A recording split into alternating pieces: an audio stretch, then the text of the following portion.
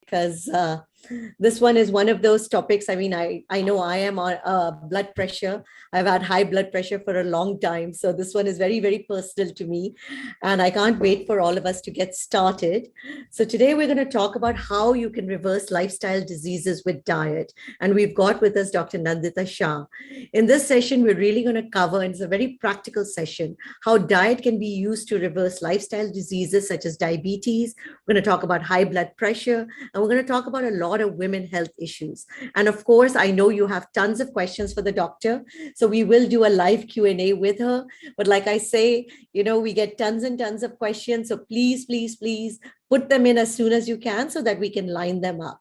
A little bit about Dr. Nandita. She needs no introduction, but she's the founder of Shah. It's an organization that's devoted to disease reversal through food and to building a culture of health. She received the prestigious Nari Shakti Award in 2016 from the President of India in recognition for her work in the field of health and nutrition. For Dr. Shah, the mind and body connection has always been an integral part of her work. With her work in health and nutrition, she has seen many, many patients make changes that have enabled them to reach their highest potential, not just in physical health, but also in their emotional and spiritual well-being. So with that, Dr. Shah, welcome to Sipping Thoughts, and I'm so excited to have you here. Thank you. I'm also excited to be here with you. And I just want to, greet the entire audience. It's really lovely to be here. And I heard all the things you mentioned, and I know that we have a lot to cover this evening. And Dr. Shah, before we start, I want you to talk about your personal journey, because people need to also know that this is also something very personal to you. And that is something that is not only tried and tested on others, but you have also overcome. Yeah. So my personal journey is really long, but I'll cut it short. I've always been interested in health. So even when I was young, I was always interested in healthy food. But I didn't know so many things that I knew now because, all of us in society, we live in the same way. So when I found out about certain things, and I got a very severe illness called Guillain-Barré. It's And I've never even heard about it. So it was like, Well, it's something to hear about now. I'm just taking out the phone. It's something to hear about now because so many people get it after COVID. And I also got it after a vaccination. So it's something that happens after vaccinations or viral infections or various other wrong habits that we have, right? It's an autoimmune disease like so many other autoimmune diseases. And today it was an acute autoimmune disease, but today so many people have chronic autoimmune diseases like multiple sclerosis, type 1 diabetes, ankylosing spondylitis, psoriasis, vitiligo. You can go on. There's more than 100 different types of autoimmune diseases, and we are helping people also with autoimmune diseases reverse. that is awesome. So I know we are dying to get started, and I know we're going to have tons of questions. So I'm not going to ask any more. But if you permit me, I know lots of questions will actually come in also during the session. So I will keep interrupting you throughout also. That would be really lovely because then we can have a lot of communication with the audience, right? Perfect. Okay.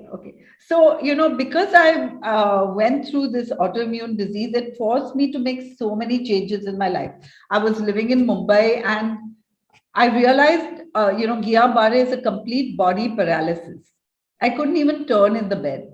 So when I started recovering, and I actually recovered without the use of medicines because my friends who are doctors suggested that I get admitted in the hospital. And I knew that I didn't want to have that kind of treatment. So I had someone at home, a day person and a night person to turn me, to feed me for all the bodily functions until I recovered. And it took 6 months. And even after 6 months, I wasn't completely recovered. So it made me think, what is the cause of this? And what do I have to do in order to recover much longer? Because being a doctor, I did recognize that medicines never cure. because like someone has diabetes or high blood pressure, they take medicines, and then after a few years, they take more and more and more, and they never cure. But the body always works to heal, but you have to understand a few things in order to help the body work to heal. And right now, we are living in a culture of disease, and I knew I had to move to a culture of health. So I lived in Mumbai, and I I recognized that the reason what my body was telling me when I was paralyzed is that you need rest. Because the body forced me to rest. So I moved from a very busy practice in Mumbai to Auroville, where I live now. And I have a little house on the beach, and it's beautiful. And obviously, when you move from one place to another, your practice is less. So my practice was less. And so now I'm very busy, but at that time it was a lot less. So I had time to recover and all of that. And this was the best thing I did in my life, because when you change something 180 degrees, everything changes. And so it's an opportunity to change everything as well. Right? Doctor, I'm going to ask you one question because Vandana has said it, and I think we've put this also out as the teaser. It's the name of your book, and people really want to know, can you really reverse diabetes in 21 days? Okay, I do want to answer that question right away. See, you can't reverse every case of diabetes in 21 days. However, you can reverse many cases of diabetes in 21 days. So, why this book was named Reversing Diabetes in 21 Days is because we conduct a 21-day health retreat.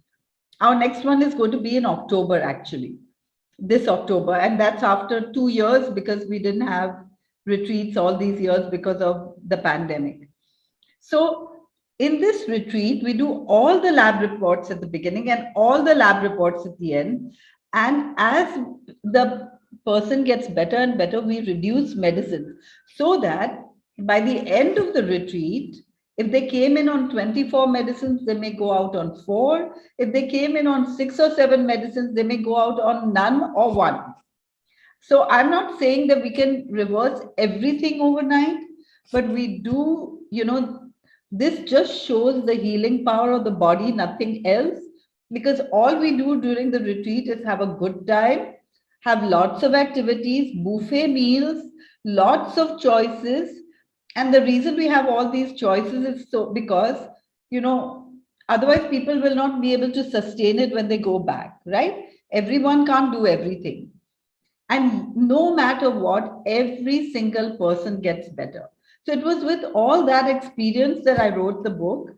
And the publisher suggested the title, actually. So it's explained in the beginning of the book why the title came, but actually, you can do a lot in 21 days, a lot. Fantastic. Let's get started. Some people are just asking also a couple of questions before I give it to you. Okay. Will this work on transplant patients, and where will the retreat be this year? Okay, so the retreat is always in Gokarna, which is south of Goa, and we rent a whole resort of 26 acres with just 24 cottages. We usually have about 30 people only, because it needs a lot of individualized attention. And what is the second question? Where will it be, and will it also work on transplant patients? Okay. And does it also, I think they also want to know that this retreat, this plan is not only for diabetics, it's for all other types of autoimmune. Absolutely. We are working on all lifestyle diseases, which you'll soon understand once we start the presentation, that anyone can be reversed. But obviously, diabetes is one thing that anyone can check at home, right? So, so you can actually see the results right away, right?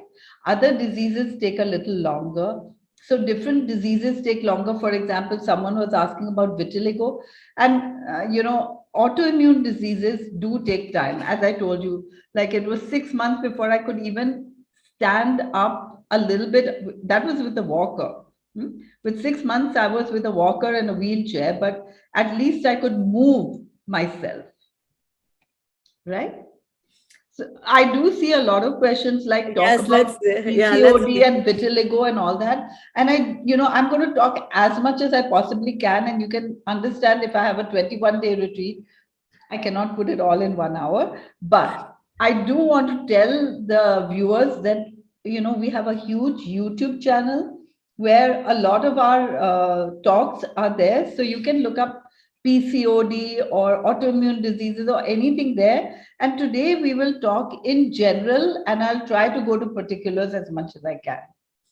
thank Okay. you, doctor. So should I start with slides? Yes, Would you like me please. to do that? Okay. Yes, please. Okay. So let me go there.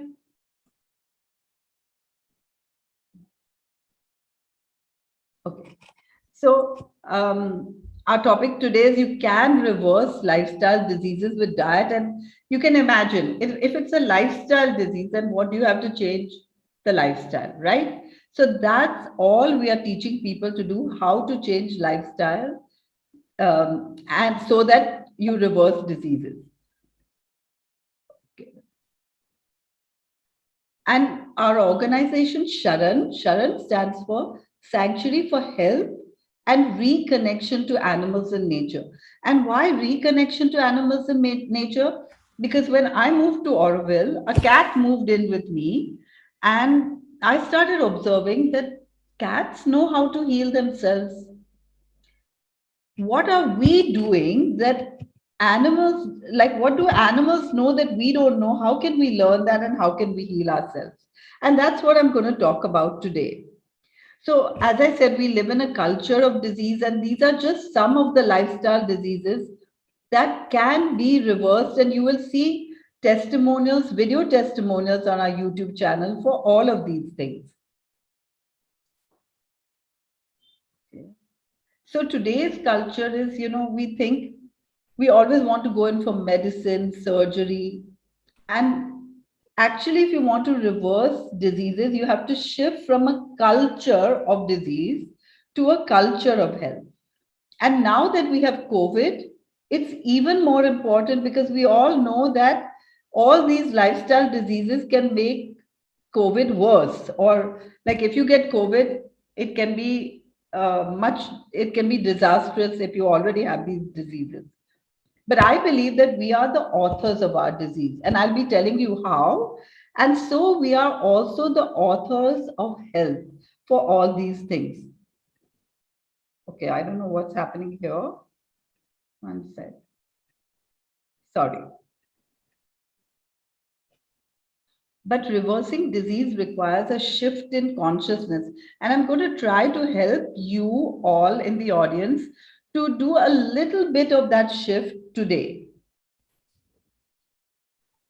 So the first thing we have to understand is you can't improve on nature. That means nature already knows, and we are born, we are part of nature. So we actually know how to heal ourselves right now, but we're not accessing that. And all we have to do is access that. So the human body is consisting of various systems: the respiratory system, the musculoskeletal system, the digestive system, the circulatory system, the nervous system, the reproductive system, and all of these are working in perfect harmony, so that we're not even aware that any of them are working. That's how beautiful it is. And all the time we're breathing in bacteria and viruses and all kinds of pathogens, and our body knows how to deal with them all the time. And we already spoke about medicines never cure, but the body heals. But in order for the body to heal, what do we have to do? Would anyone like to guess? What do we have to do to help the body heal? And you can write in the chat box. Eat well. Okay, eat well, of course, you already know that. But exactly what do you have to do in order to have the body heal? Okay, let me ask a better question. So people are saying you have to detox, you Yes, have to I'm rest. seeing all of this. I can see the chat box here. So I do see all of these, and they are beautiful answers. But now I'm going to ask the question in a different way. If you had any problem in the world, say your car wasn't working, what do you have to do in order to, solve the problem? See a mechanic.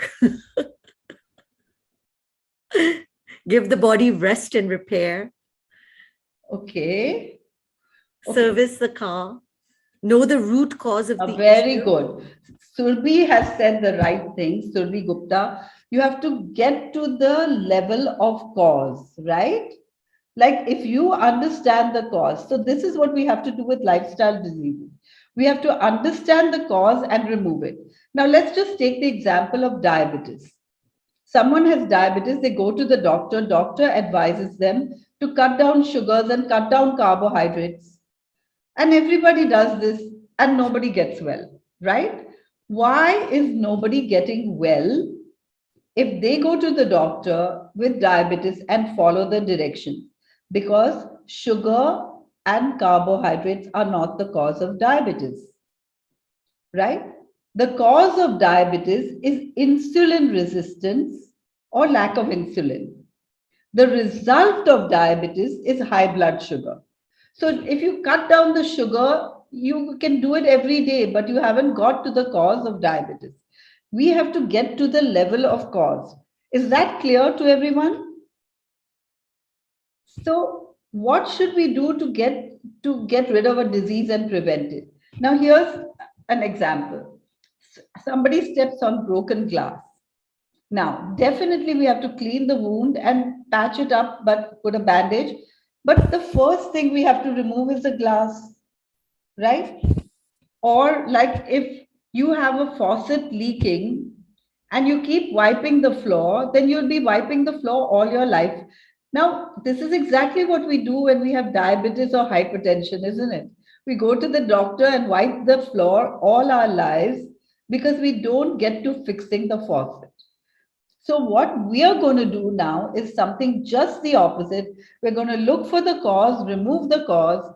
If you remove the cause of high blood pressure or diabetes or any disease, that disease will go because the body always knows how to heal. It's as simple as that. So, in 21 days, it's so simple to understand everything. Honestly, it's simple enough to understand it in 1 hour, and I'm going to try this. Okay. So, any questions up to now? Or can I go on? I think you can go on. Yeah. Okay. So, we are going to talk about the logic of nutrition as medicine. And nutrients are always the spare parts for healing. So, if we don't put in high quality spare parts into our body, how are we going to heal? For example, if you have a car that runs on petrol and you put in diesel, it will never work, even if diesel is a fuel, right? So we have to always put in our body the fuel that was meant for our body. That's it, as simple as that. So look, if you had a cow, you would feed it grass. And if you had a lion, you would feed it meat. But when it comes to us, we have been taught that we're omnivores, right? But think about it.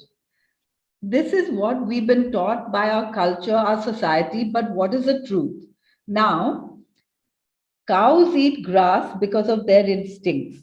Lions eat meat because of their instincts. We also have instincts. So, right now, I'm going to put you in touch with your instincts right away. Imagine if you were on a farm or an orchard and you see fruits and vegetables. What do you feel like doing? Please answer in the chat box.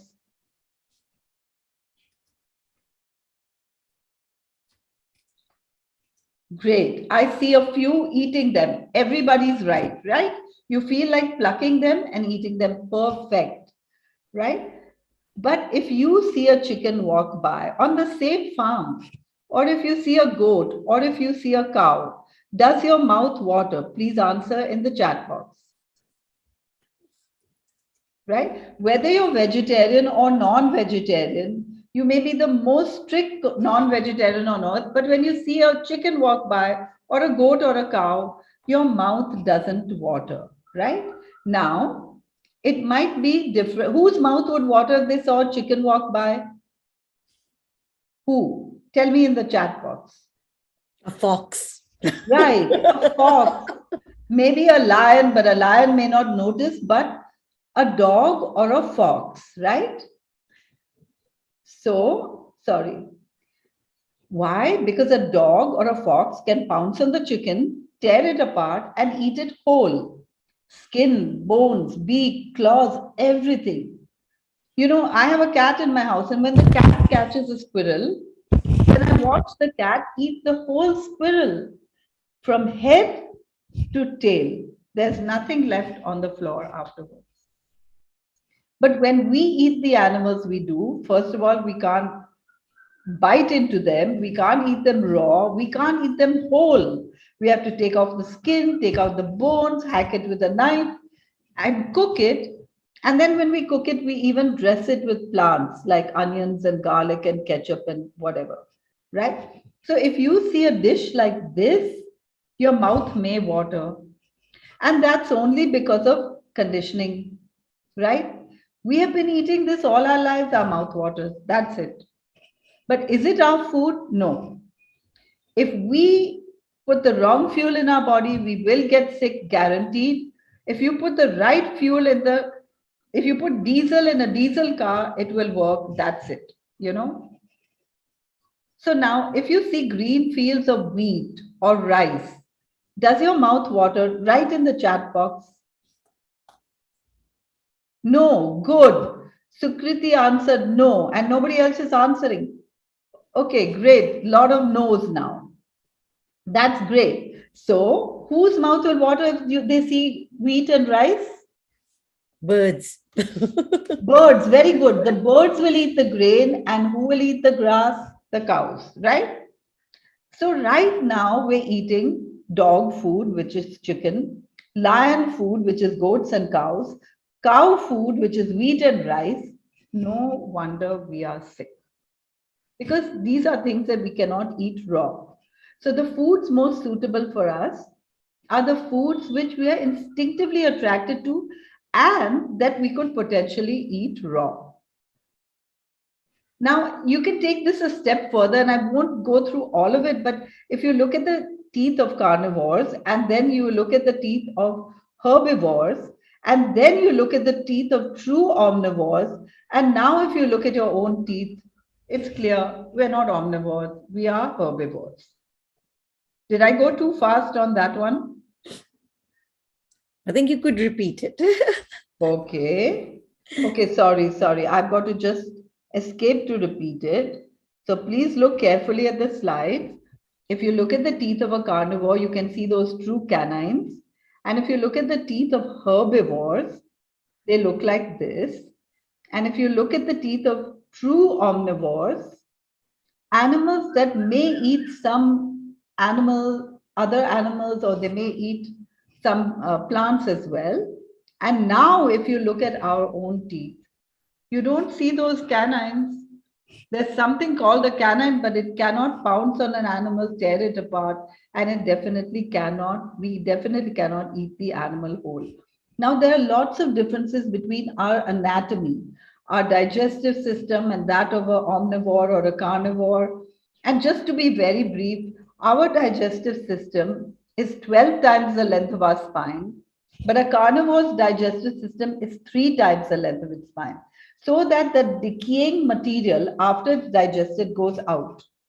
Now, if we eat animal products, it has to go through our whole long intestine, and we are absorbing toxins all the way. But vegetarians and non-vegetarians get the same diseases. Diabetes, hypertension, cancer, everything is the same. And that's because meat and milk have the same properties: high protein, high fat, and no fiber.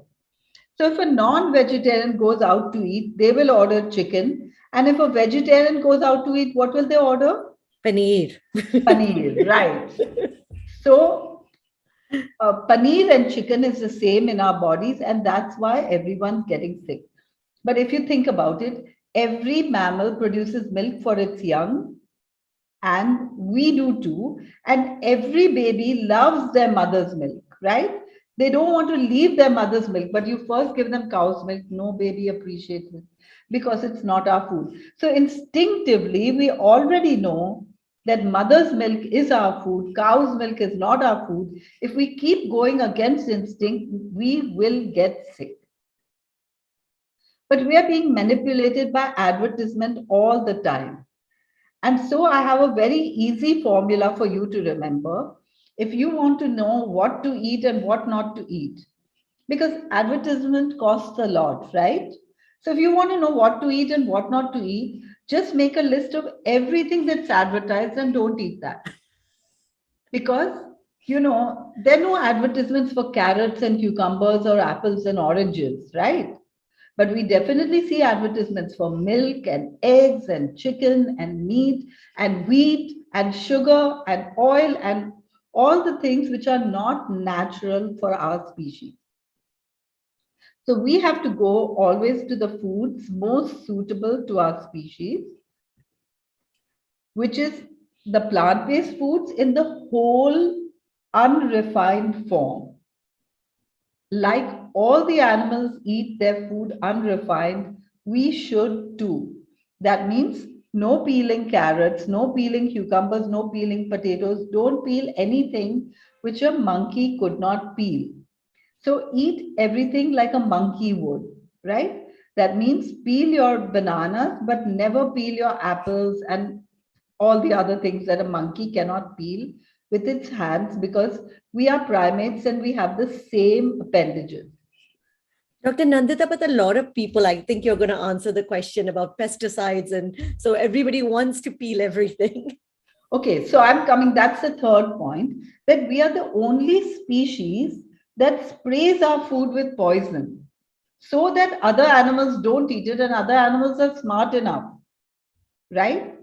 So we also should not eat food sprayed with poison. And the only reason we can is because that farm is far away. So if you go to those farms where they're spraying that poison, every farmer has a little corner where he grows for himself with no spray. Because all the farmers know that spraying is poison. So And we one should go couple for of more 100% questions. organic. Yes. Yeah. So Yeah. apples that are waxed, because they are waxed to give that shiny. What about them? And people are asking about, then what about protein? Right. Okay, we'll answer those. So the apples that are waxed and everything, if you go to organic, they will not be waxed. So always look for organic, right? Because organic foods are prepared for people who are looking for high quality foods. And sometimes we spend so much money on low quality processed foods like Coke and chips and so on, but we think twice about spending it on high quality vegetables and fruit. So this is what we have to do. And the second question is, where will we get our protein? So here's what I want to ask you a question instead, right? And I do understand that organic products are expensive, but look, many of us go out to eat, and that's even more expensive. And then we pay the hospital bills, and that's even more expensive. So you can be healthy all your life, stop paying for medicines and so on. Now, I may not have time to talk about everything about organic, but here's what I want to tell you, that if you go to our website right now, you will see smoothies with Sharan, although it might be taking place. It's tomorrow. And there, an organic farmer is going to be interviewed. And that organic farmer is an MBA who left everything and went to organic because he recognized that the only way to heal ourselves is through high quality food. So the link to our website you can see on every slide on the left hand side, and you could just copy it, and otherwise we will post it later. I'll just post it here. Okay.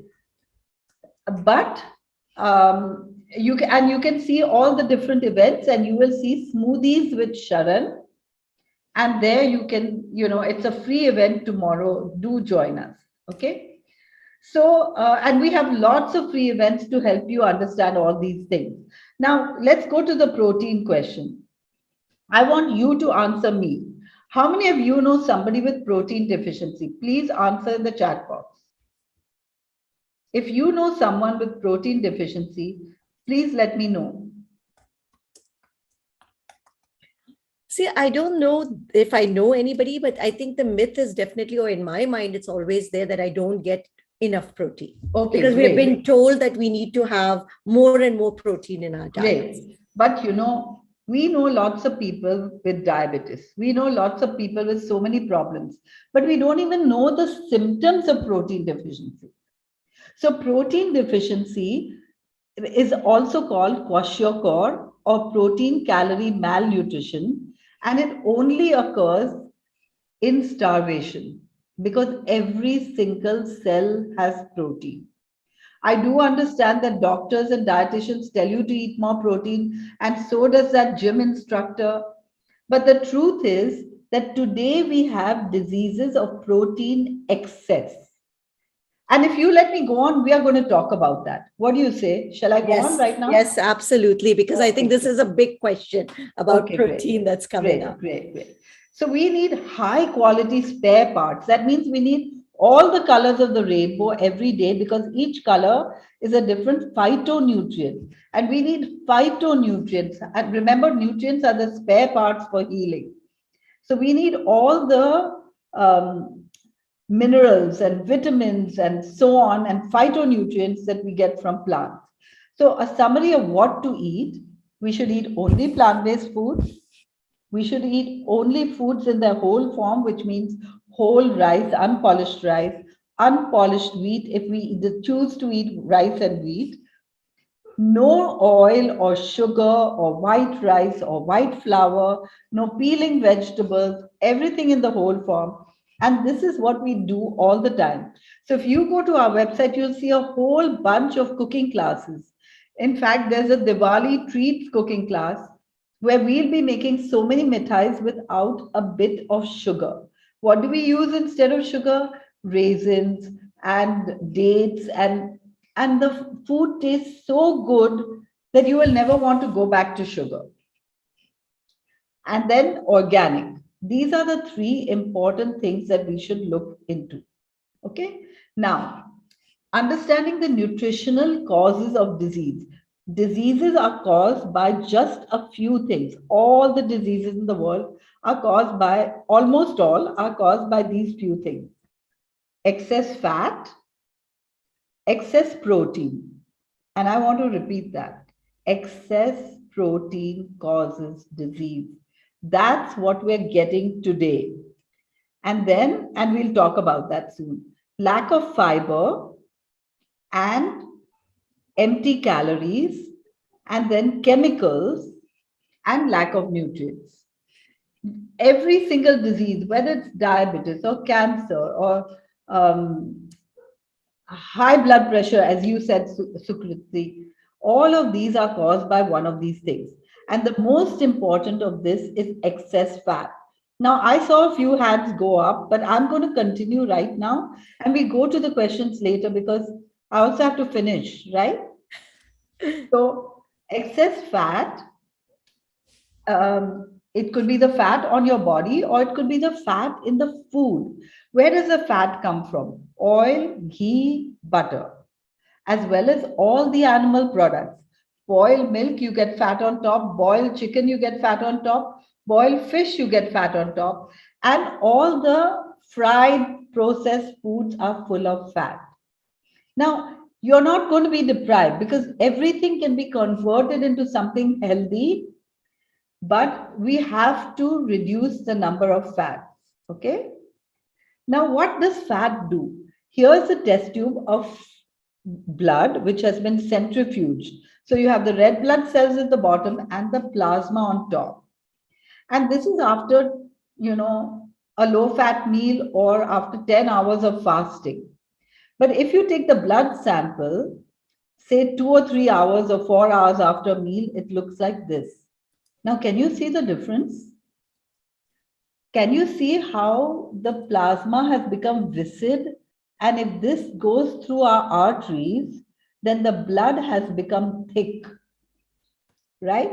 And so our heart has to pump this blood. all through the body, every single second of every single day, through tiny little arteries.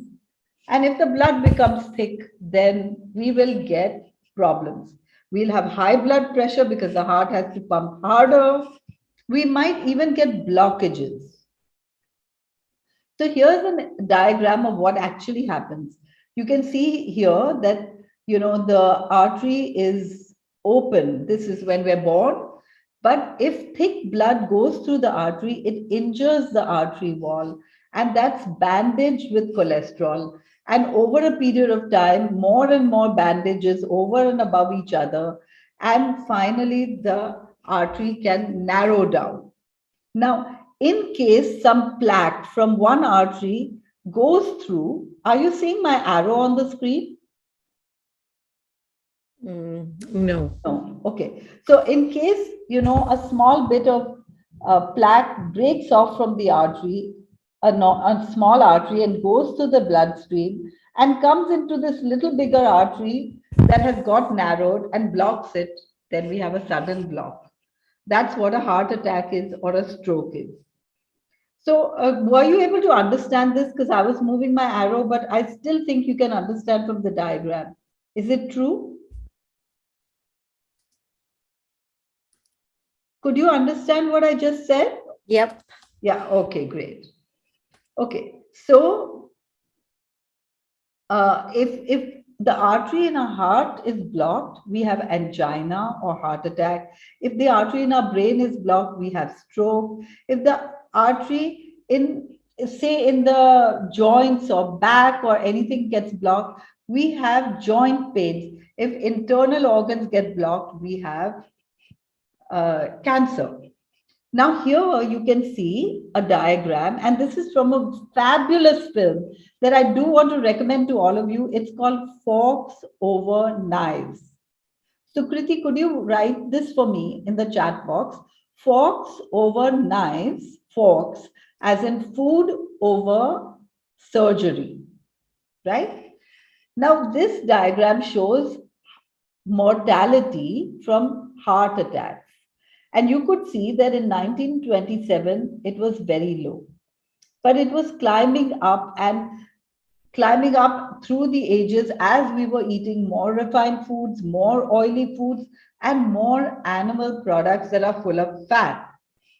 And then in 1940, the Nazis came into Norway and took away all the Norwegians' animals. And guess what happened? The heart attack rates fell. Can you see the graph? It went down from 1940 to 1945.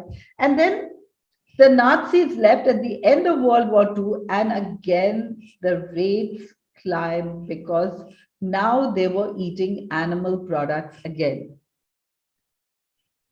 One question. Oh, Yes. you're going through it, but I think as you go through that, there is a question also on this. Is there a way to remove the already built up plaque in our arteries? Absolutely. The way is by removing the cause. The cause is fat. And how are we going to remove the fat? With fiber. Fiber holds on to the fat, doesn't let it into the bloodstream. That way, your blood will be thin. Now, have you ever used an ink pen where sometimes the ink clots, but then you put in water and it dissolves all the clots? In the same way, if our blood is constantly thin, it dissolves the clots. Now, that was just what I was going to show you. This is someone who got a sudden heart attack at the age of 44, and you can see that the artery in the diagram is narrowed because of the clot. Okay, but this is the artery that has opened up again just by changing the diet. This is an angiogram. You can see everything here. Same person, different time. So does that make sense to you? So, Dr. Nandita, just something simple as adding more fiber and reducing the fat. Right.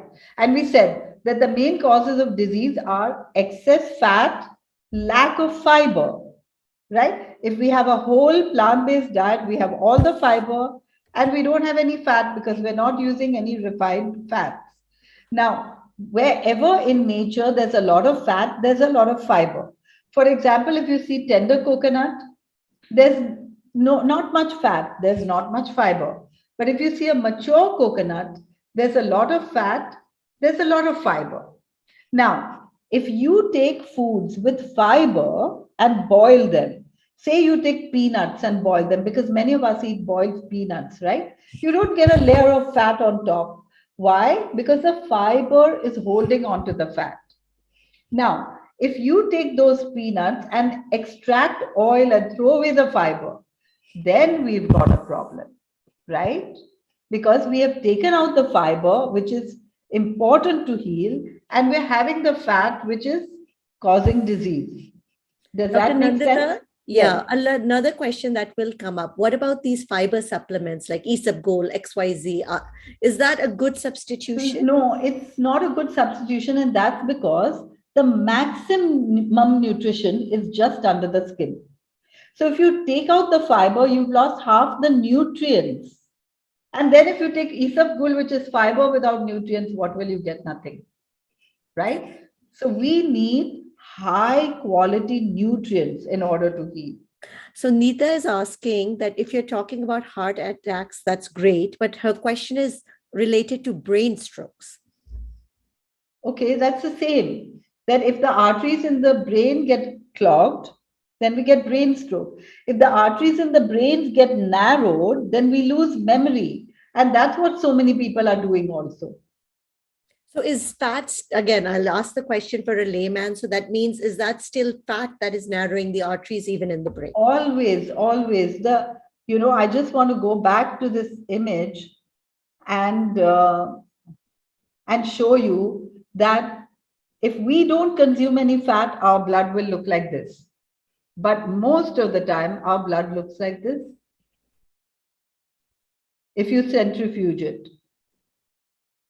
So if you go to labs, they will even tell you that the test tubes are full of fat. That's what happens in your arteries as well. So let me just show you something. I'm going to stop my screen share and just imagine for a moment. One sec. Just imagine, can you see me now? Just imagine for a moment that this is an artery and the water inside this bottle is blood flowing through it. And it's flowing really nicely. But now if I add a couple of spoons of oil, will the flow be good? That's exactly what happens in our body, or even in the kitchen sink, for example. If you keep pouring oil down the kitchen sink, one day it will get blocked. Right? So does that make sense? This is how fat causes disease. The major cause of disease is fat. Okay? Now I'm going back to my screen share. And I'm just going to go through these slides we already saw. And don't worry if you can't remember all of this. Most of this is all over our YouTube channel as well. Okay? Now diabetes. Diabetes is caused because of fat inside the muscle cell, which causes insulin resistance. So if we want to solve diabetes, we cannot stop eating sugar or fruits or carbohydrates like potatoes. Nobody gets well that way. We have to stop all the fat and increase the fiber so that the fiber removes the fat, and then diabetes will be cured, and you can do a lot in 21 days. Okay? This graph shows the intake in certain countries of animal fat and breast cancer rates. And the more animal fat intake there is, the more there is a tendency to breast cancer. So we've talked about excess fat. Now we're going to talk about excess protein.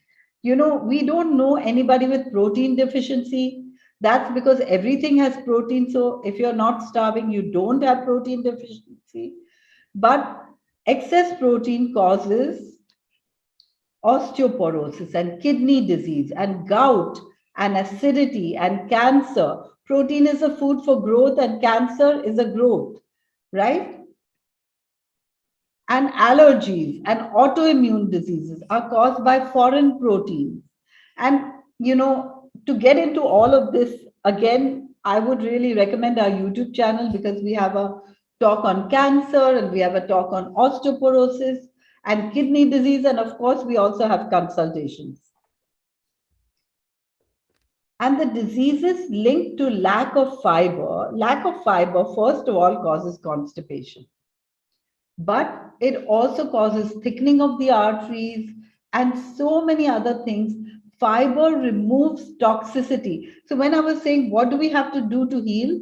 So many people said detox. And the best way to detox is fiber and no fat, right? Nobody detoxes with eggs and milk. Everybody detoxes with vegetables and fruits or nothing.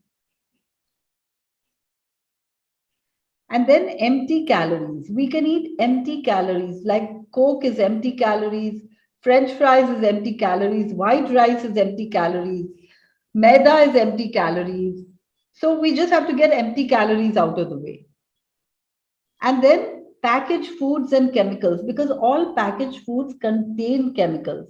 You can read it in the ingredient list. But then also the chemicals that we put on our skin are absorbed in less than 26 seconds. So the soaps, the shampoos, the toothpaste, the deodorants, the perfumes, the hand sanitizers, and I just want to repeat, the hand sanitizers are all causing disease. And then there are the home care chemicals, the window cleaners and toilet cleaners and phenols and agarbattis and air fresheners and the things that were toxic chemicals that we're breathing in all the time. And then we shouldn't forget that medicines also are chemicals, and all these chemicals have to be broken down by the liver and excreted by the kidneys. And so it causes liver complaints and kidney disease.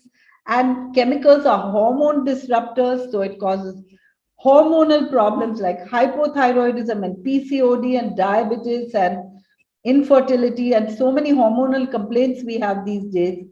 And of course, chemicals are carcinogens and cause cancer.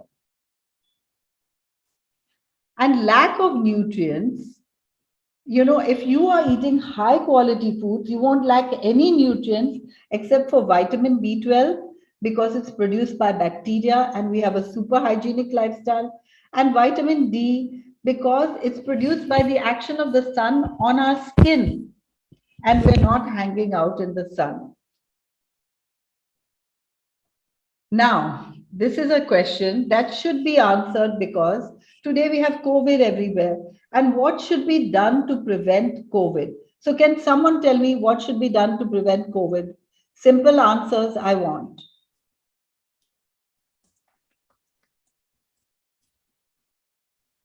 Okay, right. Wash your hands, build immunity. Okay. Mask, okay. Mask didn't prevent COVID so far, but anyway. And vitamin C and zinc you don't need if you're eating healthy food.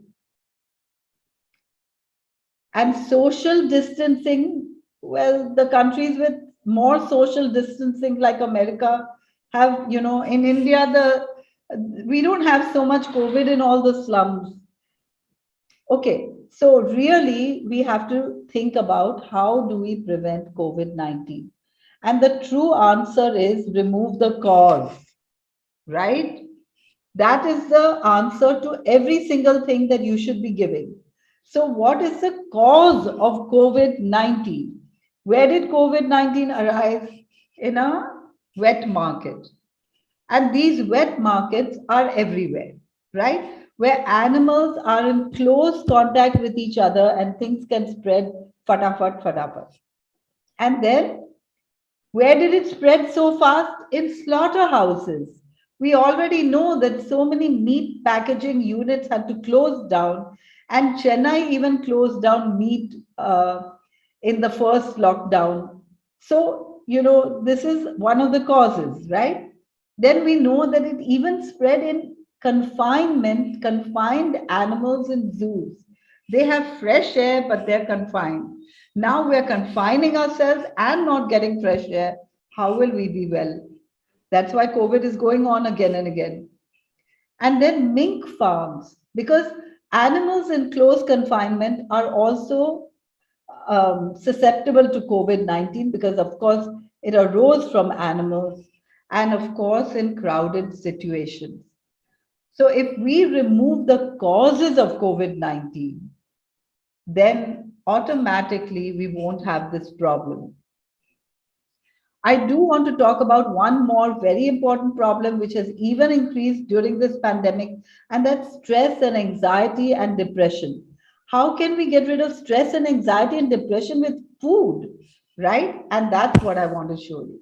When we are stressed, we produce adrenaline. Have you heard about that? That we produce adrenaline? Yes or no? In the chat box. Okay, great. So we produce adrenaline. When animals are stressed, they produce adrenaline. Now, all these animals that we are consuming are not having a great time even before they go to the slaughterhouse. And definitely when they're in the slaughterhouse, they are stressed. Therefore, there's always adrenaline in the food that we eat. Now, I don't expect you to believe me, but here's what you can do. You can try it for 30 days. No animal products, see the state of your mind. Okay?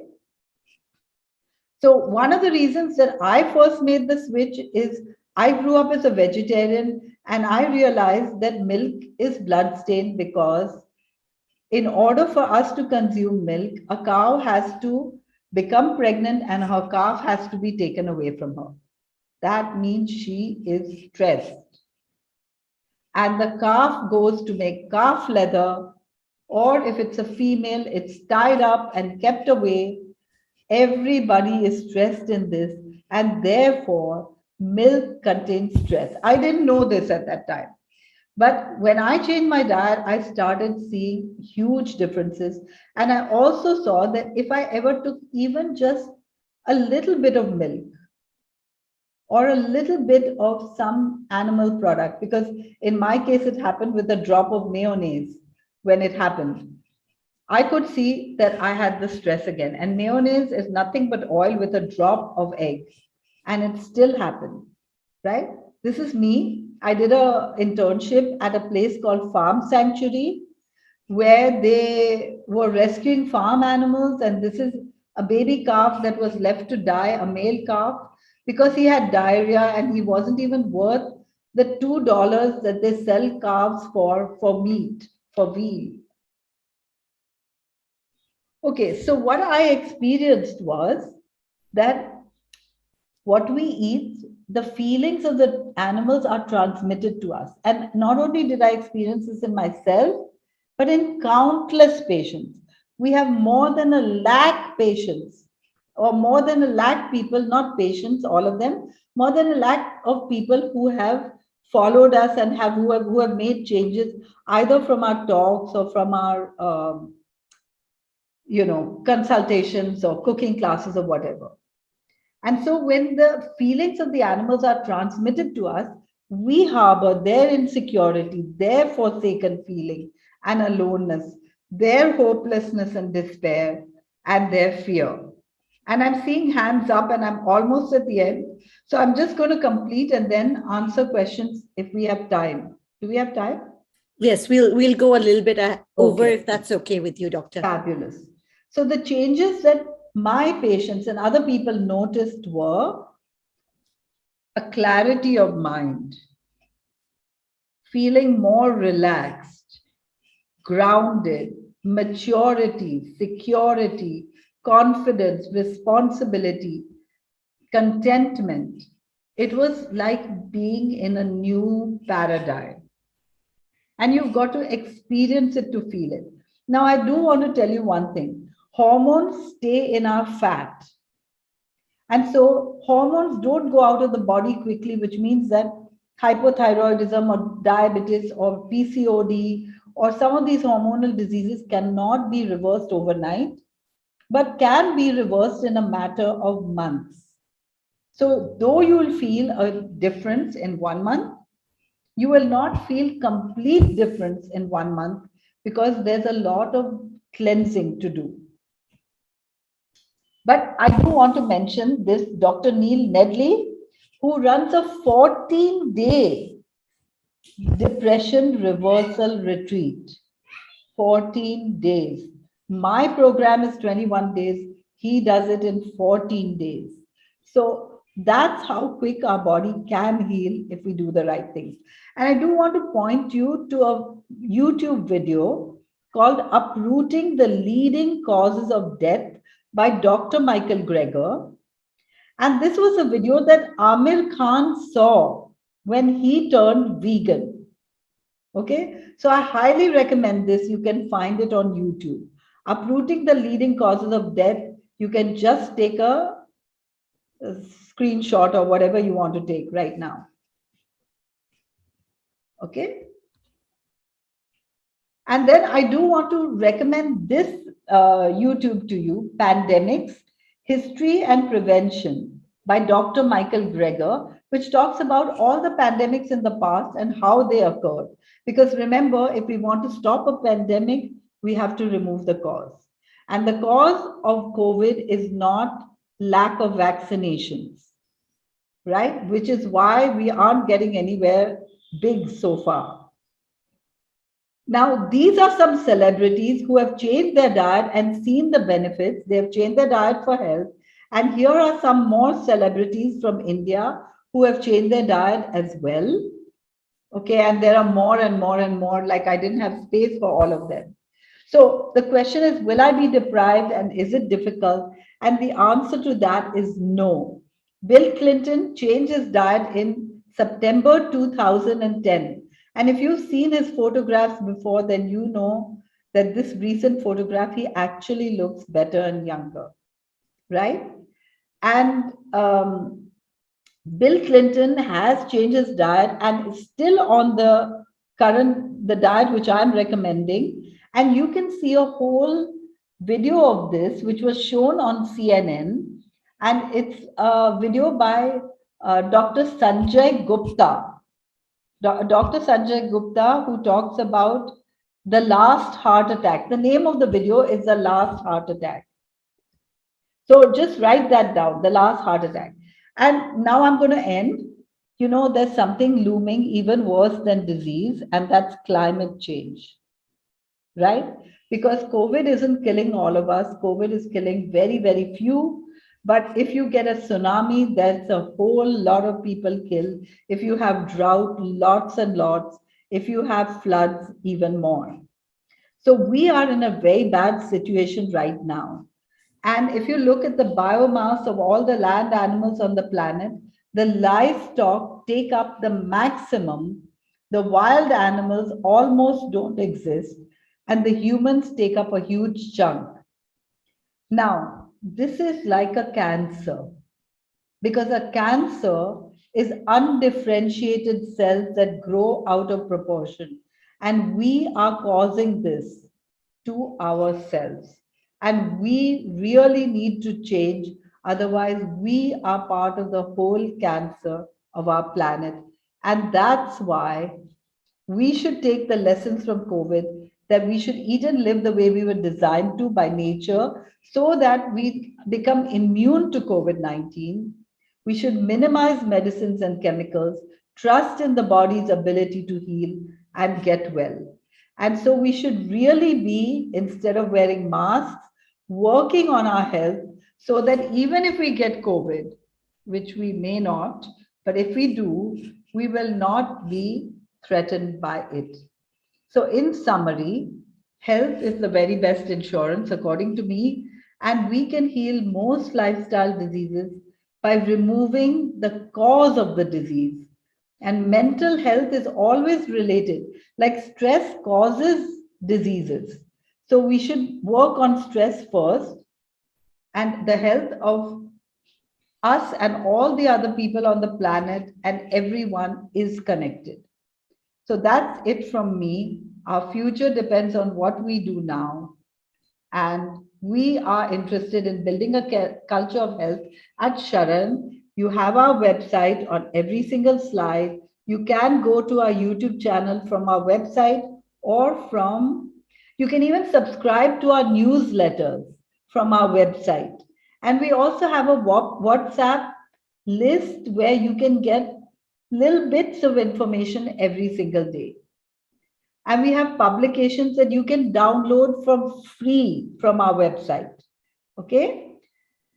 And these aren't free, but my book has been translated into Gujarati. It's being translated into Hindi, and it's almost free because it's only 300 rupees. So that's available for even less on Amazon. Okay, so I'm going to stop my share, and now I'm over to you. Wow, thank you, doctor. That was amazing information. Couple of questions I'll take that have come in the chat, especially about sugars. People Okay. have asked about coconut sugar, jaggery. What about all of these? Are these still also bad for you? No, so what we have to think is it God made or is it man made? And coconut sugar or jaggery is man made. God made is sugarcane. How much sugarcane can a diabetic have? As much as he wants, because nature will never make a mistake. But if you eat sugarcane whole like this and like this, you cannot eat more than 6 inches. But if you have sugarcane juice, 3 whole sugarcanes, that's a recipe for disease, right? And if you concentrate it further into jaggery and sugar, then all the problems will start. Now, question about milk. What do we replace for milk? And So the truth is that we don't need a replacement because every baby only needs a mother's milk, and after that, we don't need any milk. And that's what all the mammals on the planet are surviving on. They don't have milk all their lives. However, there are lots of substitutes. You can make rice milk, almond milk, oat milk, soy milk, banana milk. Banana milk is the simplest. Put a banana in the blender with water, and you get a slightly sweet white fluid that is so nutritious because bananas are perfect nutrition. So there's so many kinds of milks. And what I would recommend as a morning drink is green smoothie. You can look up the recipe on our website. It's absolutely delicious. Once you have it, nobody can stop. we'll take your question, Natasha, and then I'll take the other question. Big question on what is the best food for high quality fiber. Go ahead, Natasha, and then doctor can answer that one also. Hello, good evening, doctor. Thank you for this lovely session. Quickly, my question is there anything you recommend in terms of diet for the senior citizens who are struggling every day to have a normal bowel movement without taking these, ESUP goals and stuff and still not feeling that completely everything's been flushed out? Okay, so look, infants, adults, children, senior citizens all need the same food. And it's our basic food. Dal, chawal, roti, sabzi is whole plant-based food, right? Yeah. Now, somebody asked a question, what about B12 and all that? If you live today in the modern world, you have to take supplements for B12 and D vitamins. But if you go and live in nature and you drink from the pond or the river, you don't need vitamin B12, right? But if you live where there are mobile phones and mobile phone towers and electromagnetic waves, then B12 deficiency has become a problem only since then. It has nothing to do with diet, neither vitamin B12 or D. It has to do with our modern lifestyle, which we can't get out of. So we need to take supplements. And what about calcium supplements? Because at least for all elderly, this is the big thing that you need to drink milk, you need to have dahi, Correct. you need to have lots of. So I want to ask a question and please answer in the chat box. How many of you know somebody with osteoporosis? Just put a yes if you know someone. Great. So I see so many yeses. And tell me how many of these people with osteoporosis were not consuming dairy? Tell me. So if they were consuming dairy all their life, how did they get osteoporosis? Right? So the truth is that the countries with the highest incidence of osteoporosis are also the countries with the highest per capita consumption of milk. That means we are not there. India is the highest producer of milk, But India is not the highest consumer of milk because those countries that eat cheese all the time, 1 ounce of cheese is 16 ounces of milk. So if you're eating cheese all the time, you're consuming a lot of dairy. So the countries with the highest consumption of dairy are the countries with the highest incidence of osteoporosis. And there is a reason for that. If you want, I'll explain, and otherwise, you can check out our calcium YouTube. We would like to get a quick gist on that. And please do answer this question. What is the best source of high quality fiber? Okay, so just remind me if I don't, I'm going back to the calcium. So, sorry, doctor, you are muted. Sorry. our body is alkaline. And when we consume anything which is acid, then our body has to take calcium out of the bones to neutralize the acid. Does that make sense to you? Anybody? Yes. Okay. So what are the acid things? Tea, coffee, cola, sugar, vinegar, salt, alcohol, smoking, and protein. Protein breaks down into amino acids. Everybody knows that. And it's acidic in our body, right? So when we consume excess protein, even in the form of milk, we get osteoporosis because in order to neutralize the acidity from that, we have to take calcium out of the bones. That's the short answer. We do have a YouTube on calcium. Thank you for telling us that too. And then coming back to the fiber. Yeah. And now what is the best source of fiber? Every single plant has fiber and not a single animal product has fiber. So what is the best source of fiber? All whole foods, because in the fiber is nutrients and we need a variety of nutrients. So how do you know what to eat? What you love. Your body will tell you exactly which nutrient to eat when your body tells you. If your body says, I love tomatoes, you need the nutrients from tomatoes. If my body says, I love cucumber, I need the nutrients from cucumber. And a couple of questions more. Sorry, doctor, we are definitely going above. To increase the ferritin serum, because if you have iron deficiency, what should you do? And people are also asking, what time is the smoothie talk tomorrow? And what about curd, yogurt? Okay, so curd comes from milk. So what does that mean? That we shouldn't have it, right? Okay. What time is the smoothie talk? Just look on our website so you'll see all the other events as well. We also have Immunity Revolution this Saturday and Sunday, which is free. And so we have so many things for you that I don't remember all the timings. So look them up, okay? And the third question was the one about iron and curd. Curd I answered, iron, yes. Right? Iron. So iron, like calcium, comes from the soil. It's a mineral. And everything that grows from the good soil has iron in it. So we don't have a deficiency of intake of iron, but iron actually even competes with calcium in our body.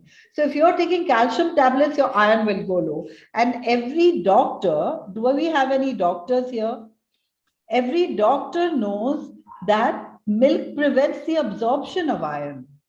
Yes, we have lots of doctors. Okay, good. So all the doctors know this, right? So milk prevents the absorption of iron. So that's the first reason once we stop having dairy. And that's why India has so many people with iron deficiency anemia, because we're having so much dairy. Okay. And so now what about tofu? So tofu is a curdled soy milk. And what is soybean? Soybean, if you've ever seen soybean, it looks like tur dal. Soy is just a bean. And how do you make soy milk? By boiling the tur dal or boiling the soybean and then curdling the milk. You can have tofu, but you should never overdo tofu. And the reason for that is that when you make soy milk, you are taking out some of the fiber. And we don't want to have things with less fiber. And we don't even want to have excess protein, but you can have some tofu. How much tofu? I would not recommend more than 250 or 300 grams a week. Okay. That's 1 cube per person per week. Doctor, are you still okay going a little bit more ahead? Because we have a couple of questions coming in. I'm just going to ask them to unmute so they can ask it themselves. Ruth, go ahead. Ashish, go ahead. Good evening, doctor. Good evening, panel. I need to know my fasting and my postprandial. Can you hear me? Yes. Yes, we can. Thank you. So my fasting, my postprandial results are within range, but my H1ABC, the 3 months aggregate, is 7.5.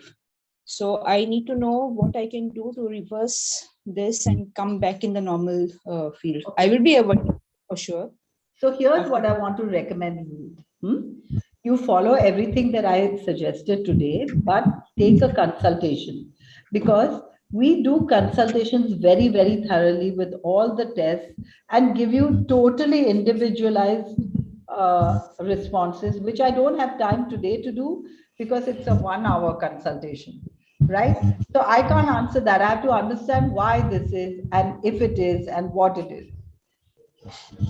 So I would recommend that nobody ask very personal questions, but ask questions that can help everybody, because I won't be able to answer very personal questions in this short time. Ashish, go ahead. Hi, fantastic talk, doctor. Just a quick question on high BP. Is there a lot of us who are on high BP are taking like medicines for the last couple of decades? So any particular specific dietary recommendations for So it's the same thing.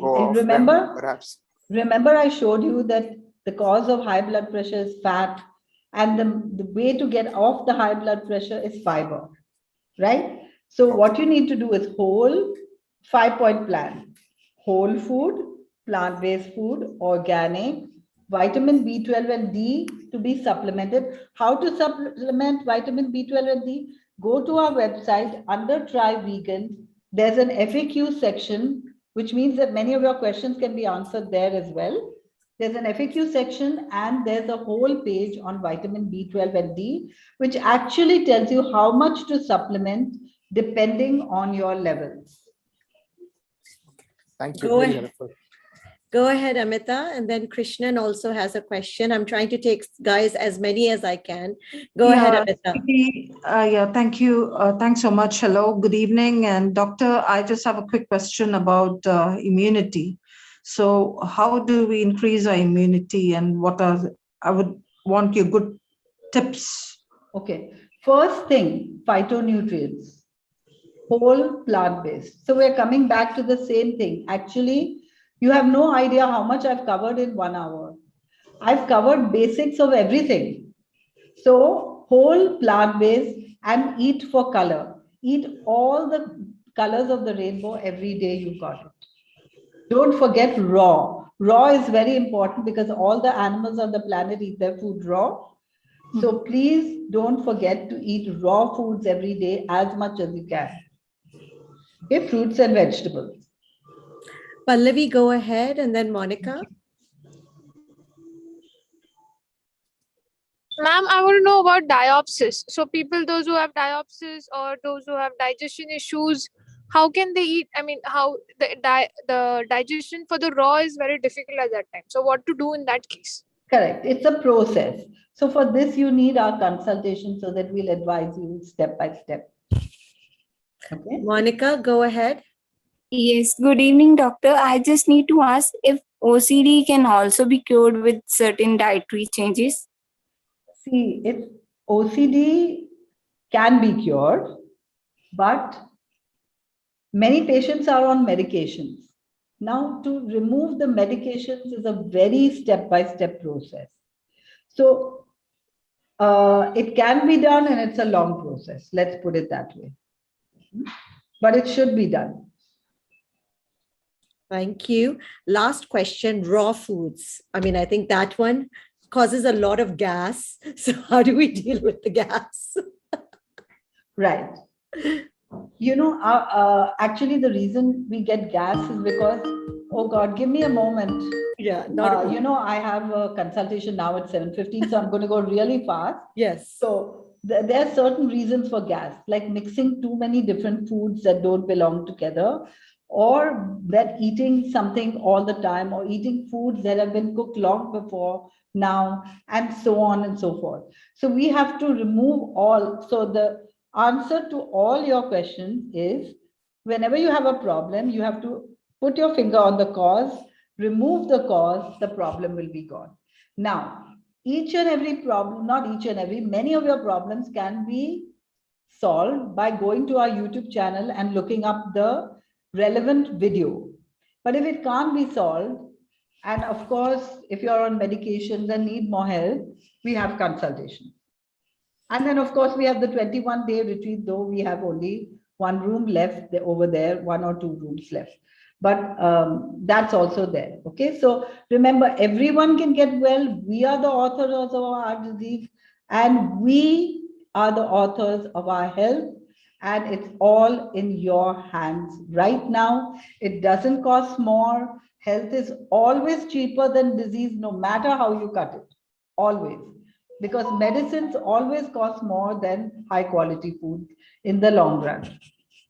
Well, thank you, doctor. That was so exhaustive. And like, I think the doctor is reminding you, there's so much information. Please do go to Sharon India and you can find lots more. If you want, we will post this video. It is going to be on our Facebook channel on Sipping Thoughts. We will also post all the links there.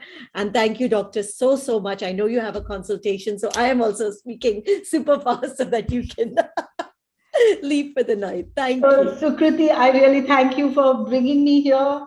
I was totally honored to be with you. I want to congratulate you for all the fantastic work you do, and thank all the participants who are still hanging on. Okay, bye then. Bye. Thank you, doctor. Bye.